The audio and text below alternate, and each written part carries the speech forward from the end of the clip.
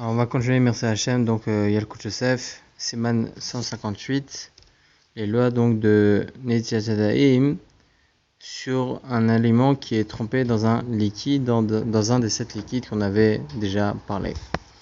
Donc Halakha 12, Aochel Yarakot Animsem Betoch Marak, Shelo Betoch Hasuda. Une personne qui mange des légumes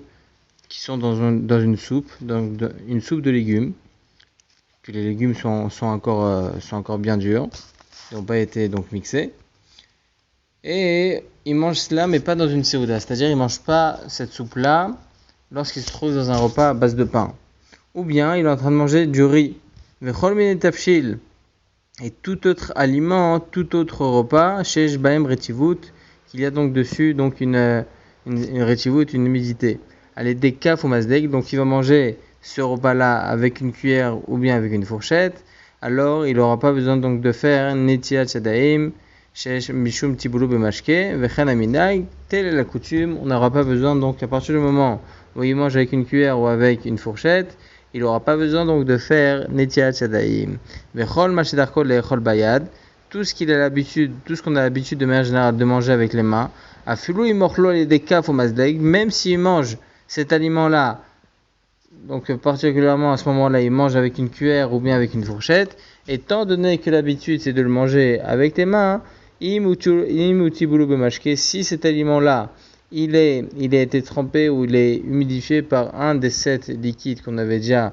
énumérés, tsarir litol yadav, on devra faire netilat yadayim sans beracha, même s'il mange avec une fourchette ou avec une cuillère, étant donné que c'est l'habitude de manger avec les mains.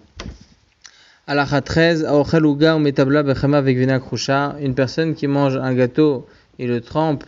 donc dans un beurre ou bien du fromage qui est dur, alors il n'y aura pas besoin donc de faire netilat yadayim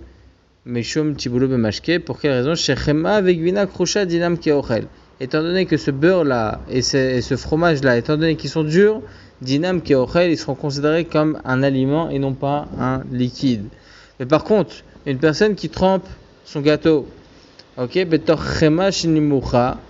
dans un beurre qui est coulant, tsarir litol yadav, il devra faire netilat yadayim sans beracha. Pourquoi? Parce que un des 7 liquides c'est le lait, et là maintenant, étant donné que ce beurre là il est un peu coulant, ok, donc c'est considéré comme si il trempait dans du lait. Halakha 14, on finira avec ça. Ochel perot mevushalim compote bemaim, une personne qui mange donc des fruits cuits, de la compote, donc qui sont mis dans de l'eau. En tsarich lazen netilat yadayim, il n'y aura pas besoin donc de faire netilat yadayim, kivan sheochlim beka ve'eno noga be'adav ve'perot, parce que l'habitude, et c'est ce qu'il fait maintenant, il mange avec une cuillère, cette compote là il la mange avec une cuillère, même si ce légume là, même si ce fruit il a été mixé comme il faut avec de l'eau, et donc l'eau c'est un des 7 liquides sur lequel on devra faire netilat yadayim si on touche avec les mains, étant donné que là l'habitude c'est de manger avec une cuillère et il mange là maintenant à l'instant même avec une cuillère, alors il n'y aura pas besoin donc de faire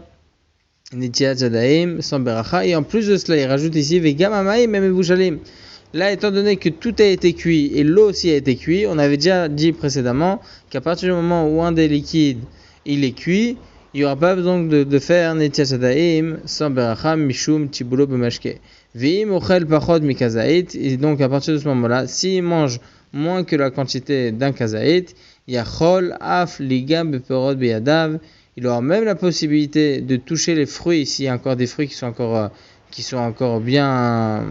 consistants. Il pourra même toucher ces fruits-là avec les mains et le manger avec les mains, étant donné qu'il s'agit donc d'une eau qui a été cuite, des fruits qui ont été cuits, et donc en plus de cela, il y a moins qu'un kazaït, donc même s'il touche avec les mains, il n'y a pas de problème. Chazak ou baruch.